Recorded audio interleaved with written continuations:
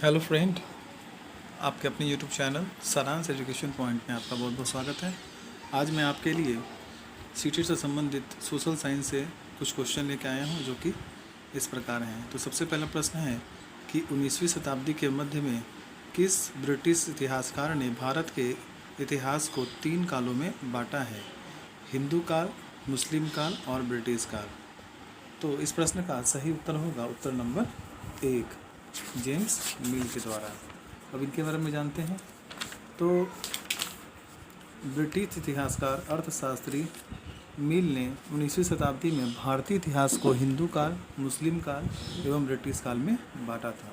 अब बढ़ते हैं अगले प्रश्न की ओर। अगला प्रश्न है कि निम्नलिखित में से विशेषता सिंधु घाटी सभ्यता की नहीं थी।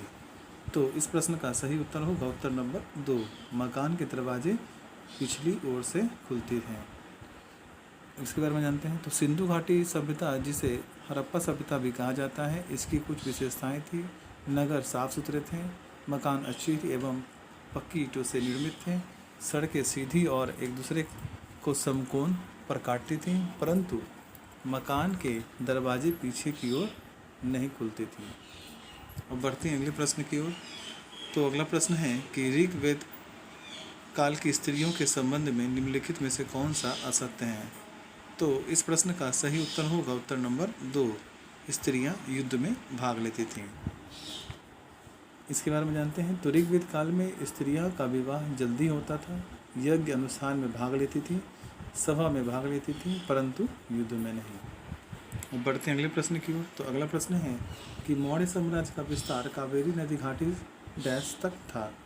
तो इस प्रश्न का सही उत्तर होगा उत्तर नंबर 3, आक्सस नदी घाटी। अब इसके बारे में जानते हैं।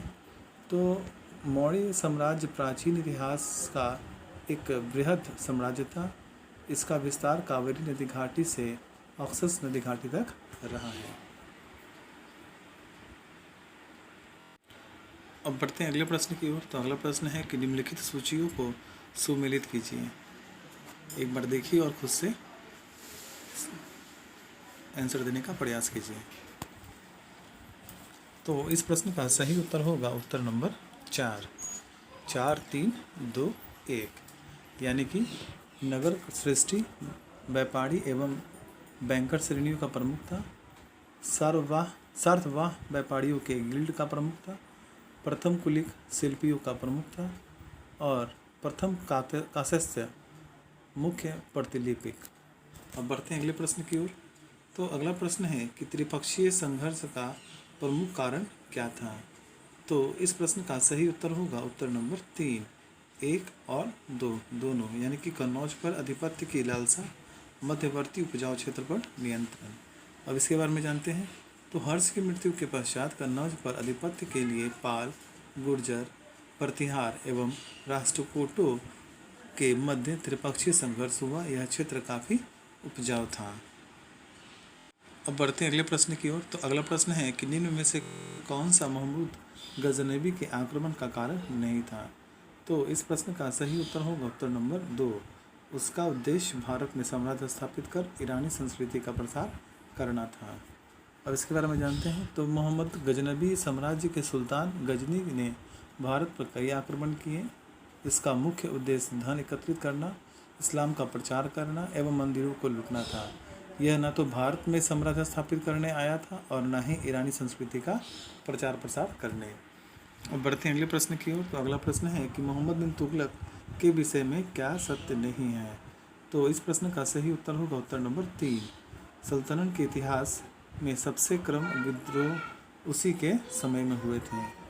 अब इसके बारे में जानते हैं। तो तुगलक वंश 1320 से 1398 तक मोहम्मद बिन तुगलक का शासन रहा। इसने इब्न बतूता राजदूत बनाकर चीन भेजा एवं राजनीतिक संबंध स्थापित किया और खुरासान को जीतने की योजना बनाई, परंतु इसके समय में सबसे कम विद्रोह हुए। यह कथन गलत है। बढ़ते हैं अगले प्रश्न की ओर। तो अगला प्रश्न है कि दीन-ए-इलाही अकबर की साम्राज्यवादी भावनाओं का शिशु व उसकी राजनीतिक महत्वाकांक्षाओं का एक धार्मिक जामा है। यह विवरण अकबर के संबंध में किसने दिया था? तो इस प्रश्न का सही उत्तर होगा उत्तर नंबर 1, स्मिथ। अब इनके बारे में जानते हैं। तो दीन-ई-इलाही अकबर द्वारा बनाया गया दीन-ई-इलाही में सभी धर्मों के अच्छे तत्व समाहित थे। इसके बारे में विसेंट स्मिथ ने कहा, अकबर की साम्राज्यवादी भावनाओं का शिशु और उसके राजनीतिक महत्वाकांक्षा का एक धार्मिक जामा था। अब बढ़ते हैं अगले प्रश्न की ओर। तो अगला प्रश्न है कि शाहजहाँ का काल स्थापत्य काल का स्वर्ण काल था। उसने आगरे में अनेक भवनों का निर्माण करवाया था। निम्न में से कौन सा उसके द्वारा बनवाया गया भवन में आगरा में भवन नहीं था? तो इस प्रश्न का सही उत्तर होगा उत्तर नंबर 1, रंग महल। अब इनके बारे में जानते हैं। तो शाहजहाँ का काल स्थापत्य काल का स्वर्ण युग रहा। इसने आगरा में अनेक भवनों का निर्माण करवाया, जैसे शीश महल, नगीना मस्जिद, मुसलमान बुर्ज, परंतु रंग महल आगरा में नहीं था बल्कि दिल्ली के लाल किले में है। अब बढ़ते हैं अगले प्रश्न की ओर। तो अगला प्रश्न है कि निम्नलिखित में मंदिरों में से कौन से 2 गुप्तकालीन मंदिर ईंटों द्वारा निर्मित थे? तो इस प्रश्न का सही उत्तर होगा उत्तर नंबर 1, 2 और 3, यानी कि भीतरगांव का मंदिर उत्तर प्रदेश और 3 लक्ष्मण मंदिर शिवपुर। अब बढ़ते हैं अगले प्रश्न की ओर। तो अगला प्रश्न है कि अंग्रेजों के सहयोग से मीर कासिम बंगाल के नवाब बने, परंतु बाद में मीर जाफर को किस कारण पुनः नियुक्त किया गया? तो इस प्रश्न का सही उत्तर होगा उत्तर नंबर 2, मीर कासिम अंग्रेजों से लड़ा क्योंकि वे आंतरिक व्यवसायों कानून को तोड़ रहे थे, जिसके कारण मीर कासिम की आय में भारी कमी आ गई थी। अब इनके बारे में जानते हैं। तो अंग्रेजों के सहयोग से ही मीर कासिम बंगाल के नवाब बने थे, परंतु जब उन्हें यह लगा कि अंग्रेज व्यवसायिक कानून तोड़ रहे हैं तो कासिम ने अंग्रेजों से लड़ाई की।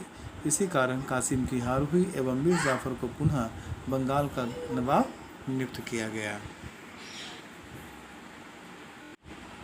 अब बढ़ते हैं अगले प्रश्न की ओर। तो अगला प्रश्न है कि डलहौजी की कुछ कार्रवाइयों ने भारत में गंभीर असंतोष को जन्म दिया, जो सन 1857 के विद्रोह के लिए भी उत्तरदायी रही। निम्नलिखित में से कौन सी कार्रवाई उनमें से नहीं थी? तो इस प्रश्न का सही उत्तर होगा उत्तर नंबर 2, रेल तार की शुरुआत। अब इनके बारे में जानते हैं। तो लॉर्ड डलहौजी 1848 से लेकर 1856 तक गवर्नर जनरल रहा। इसका काल राज्य अपहरण की नीति के कारण याद किया जाता है।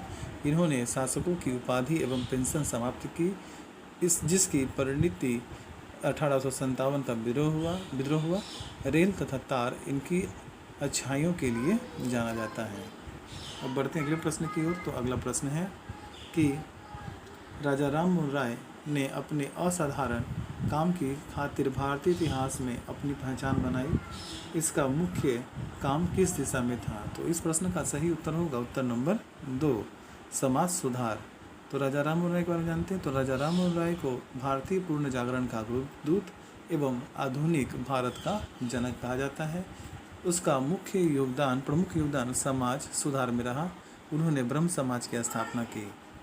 अब बढ़ते हैं अगले प्रश्न की ओर। तो अगला प्रश्न है कि गांधी जी ने शिक्षा में सुधार हेतु बुनियादी शिक्षा की सिफारिश की। उनकी इस योजना के संदर्भ में कौन सा कथन असत्य है?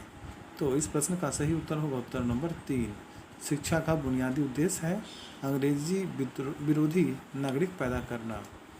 अब महात्मा गांधी के बारे में जानते हैं। तो महात्मा गांधी ने शिक्षा के क्षेत्र में सुधार के लिए कई सिफारिशें की, जिनमें प्रमुख थी 17 से 14 वर्ष तक के बालकों को अनिवार्य एवं निःशुल्क शिक्षा मिले, शिक्षा मातृभाषा में हो एवं जीवन के यथार्थ से जुड़ी हो, परंतु उनका प्रयास अंग्रेज विरोधी नागरिक पैदा करना नहीं था। अब बढ़ते हैं अगले प्रश्न की ओर। तो अगला प्रश्न है कि निम्नलिखित में से भीतरी ग्रह कौन से हैं? तो इस प्रश्न का सही उत्तर होगा उत्तर नंबर 2, सूर्य व क्षुद्र ग्रहों की पट्टी के बीच पाए जाने वाला ग्रह। अब इसके बारे में जानते हैं। तो सूर्य एक क्षुद्र ग्रह की पट्टी के बीच पाए जाने वाले ग्रह भीतरी ग्रह कहलाते हैं। इनमें बुध, शुक्र, पृथ्वी, मंगल हैं। मंगल एवं बृहस्पति के बीच क्षुद्र ग्रह हैं। अब बढ़ते हैं अगले प्रश्न की ओर। तो अगला प्रश्न है कि डैश ग्रेफाइट के 2 प्रमुख घटक हैं। तो इस प्रश्न का सही उत्तर होगा उत्तर नंबर 1, सिलिका एवं एल्युमिनियम। अब बढ़ते हैं अगले प्रश्न की ओर। तो अगला प्रश्न है एक गहरी घाटी जिसकी विशेषता सीढ़ीनुमा खड़े ढाल होते हैं किस नाम से जानी जाती हैं? तो इस प्रश्न का उत्तर होगा उत्तर नंबर 4, कैनियन। अब बढ़ते हैं अगले प्रश्न की ओर। अगला प्रश्न है तापमान का ह्रास डैश में होता है। तो इस प्रश्न का सही उत्तर होगा उत्तर नंबर 3, क्षोभ मंडल में। इनके बारे में जानते हैं। तो धरातलीय वायुमंडल को 5 परतों में बांटा गया है। पहला क्षोभ मंडल, यह 18 किलोमीटर तक है। इस मंडल का तापमान की गिरावट की दर 65 मीटर ऊंचाई पर 1 सेंटीग्रेड होती है। अब बढ़ते हैं अगले प्रश्न की ओर। अगर आप एक सीधी रेखा में राजस्थान से नागालैंड की यात्रा करें तो निम्नलिखित में नदियों में से किस एक को पार नहीं करेंगे। तो इस प्रश्न का सही उत्तर होगा उत्तर नंबर 1, सिंधु। अब इसके बारे में जानते हैं। तो सिंधु का उद्गम तिब्बत की मानसरोवर झील से होता है, जो जम्मू कश्मीर होते हुए पाकिस्तान में जाती है। अगर हम राजस्थान से नागालैंड यात्रा करते हैं तो हम इस नदी को पार नहीं करेंगे। अब बढ़ते हैं अगले प्रश्न की ओर। तो अगला प्रश्न है कि हिमालय नदियों के संबंध में क्या सत्य नहीं है। तो इस प्रश्न का सही उत्तर होगा उत्तर नंबर 4, ये नदियाँ प्रमुखतः वर्षा पर निर्भर करती हैं। अब इसके बारे में जानते हैं। तो हिमालयी नदियाँ बारहमासियाँ होती हैं क्योंकि गर्मी के समय हिमालय से बर्फ पिघलती हैं और इसके बेसिन और अपवाह क्षेत्र बड़े एवं गहरे गार्ज का निर्माण करती हैं। अब बढ़ते हैं अगले प्रश्न की ओर। तो अगला प्रश्न है कि जब ग्रीनविच पर दोपहर के 12 बजे तब 85 डिग्री 20 मिनट पूर्वी देशांतर पर स्थित झारखंड में रांची में समय क्या होगा। तो इस प्रश्न का सही उत्तर होगा उत्तर नंबर 1, 5:41 शाम। अब इसके बारे में जानते हैं। तो ग्रीनविच रेखा इंग्लैंड से गुजरती है। यहाँ से पूर्व के देशों में समय आगे चलता है जबकि पश्चिम के देशों में यह पीछे। पृथ्वी 1 मिनट 4 सेकेंड में 1 दिन 4 मिनट में घूमती है, अतः 82 डिग्री 20 मिनट पूर्वी देशांतर में समय 5:41 मिनट यानी कि 5:41 का शाम होगा। अब बढ़ते हैं अगले प्रश्न की ओर। तो अगला प्रश्न है कि उत्तरी गोलार्ध में निम्न वायु दाब के चारों ओर पवनों की दिशा क्या होगी। तो इस प्रश्न का सही उत्तर होगा उत्तर नंबर 2, घड़ी की सुइयां के चलने की दिशा के विपरीत।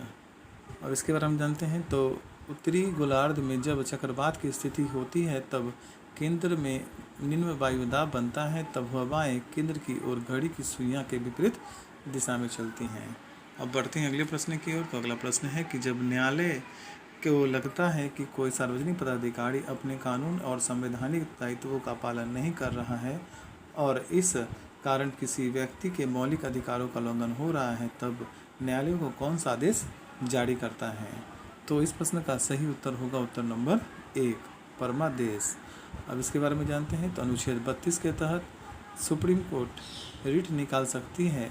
इनमें से एक परमादेश है। इसके तहत जब न्यायालय को लगता है कि कोई सार्वजनिक पदाधिकारी अपने कानूनी एवं संवैधानिक दायित्वों का पालन नहीं कर रहा है, जिससे किसी को मौलिक अधिकार छीन रहा है, तब कोर्ट यह रिट जारी करती है। बढ़ते हैं अगले प्रश्न की ओर। तो अगला प्रश्न है कि निम्नलिखित में से कौन सी राज्यसभा और लोकसभा सदस्यों चुनाव की प्रणाली में समान है। तो इस प्रश्न का सही उत्तर होगा उत्तर नंबर 3, प्रत्येक मत का समान मूल्य हो।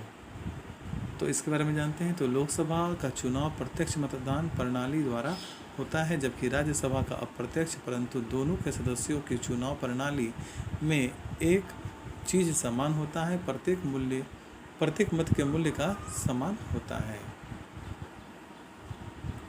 अब बढ़ते हैं अगले प्रश्न की ओर। तो अगला प्रश्न है कि किसी राज्य का राज्यपाल बनने के लिए कुछ योग्यताएं आवश्यक होती हैं। निम्नलिखित में से कौन सा उन योग्यताओं में से सही नहीं है। तो इस प्रश्न का सही उत्तर होगा उत्तर नंबर 3, वह संसद सदस्य या राज्य विधान मंडल का सदस्य हो। अब इनके बारे में जानते हैं। तो राज्य का राज्यपाल बनने के लिए कुछ योग्यताएं वे जैसे वह भारत का नागरिक हो, उसकी आयु 35 वर्ष हो और वह संसद सदस्य या राज्य विधान मंडल का सदस्य हो आदि आवश्यक योग्यताएं हैं। अब बढ़ते हैं अगले प्रश्न की ओर। तो अगला प्रश्न है कि सर्वोच्च न्यायालय एवं उच्च न्यायालयों के न्यायाधीशों को किस स्थिति में हटाया जा सकता है। तो इस प्रश्न का सही उत्तर होगा उत्तर नंबर 1 और 2, यानी कि कदाचार साबित होने पे, और दूसरा है अयोग्यता की दिशा में। अब इनके बारे में जानते हैं। तो सर्वोच्च न्यायालय में एवं उच्च न्यायालय के न्यायाधीशों को महाभियोग प्रक्रिया के माध्यम से हटाया जा सकता है और यह प्रक्रिया तब तक चलती है जब तक कदाचार साबित हो एवं अयोग्यता हो। अब बढ़ते हैं अगले प्रश्न की ओर। तो अगला प्रश्न है कि मंत्रिपरिषद को इस्तीफा देना पड़ता है यदि उसके विरुद्ध डैश अविश्वास प्रस्ताव पारित कर दिया जाए। तो इस प्रश्न का सही उत्तर होगा उत्तर नंबर 2, लोकसभा द्वारा। मंत्रिपरिषद में लोकसभा एवं राज्यसभा के सदस्य शामिल होते हैं, पर यह तब तक कार्य करती है जब तक लोकसभा का विश्वास कायम है। परंतु अगर मंत्रिपरिषद के विरुद्ध लोकसभा अविश्वास प्रस्ताव पारित कर दे तब मंत्रिपरिषद को इस्तीफा देना पड़ता है। तो अगला प्रश्न है कि पारिस्थितिक संतुलन किसी परितांत्रित या अवस्था में डैश को कहा जाता है। तो इस प्रश्न का सही उत्तर होगा उत्तर नंबर 2, जैविक समुदाय की परस्पर गतिक सभ्यता की अवस्था। अब इसके बारे में जानते हैं। तो प्रस्तुत गद्यांश के प्रथम पैरा में बताया गया है कि पारिस्थितिकी संतुलन किसी पारतंत्र या अवस्था में जैविक समुदायों की परस्पर गतिक साम्यता की अवस्था को कहा जाता है। बढ़ते हैं आज के अंतिम प्रश्न पे। तो आज का अंतिम प्रश्न है कि प्राकृतिक अनुक्रम का अर्थ है। तो इस प्रश्न का सही उत्तर होगा उत्तर नंबर 1, समयानुसार किसी भी समुदाय में होने वाला परिवर्तन। अगर ये वीडियो आपको पसंद आए तो प्लीज़ लाइक, सब्सक्राइब, कमेंट और शेयर करना ना भूलें। धन्यवाद।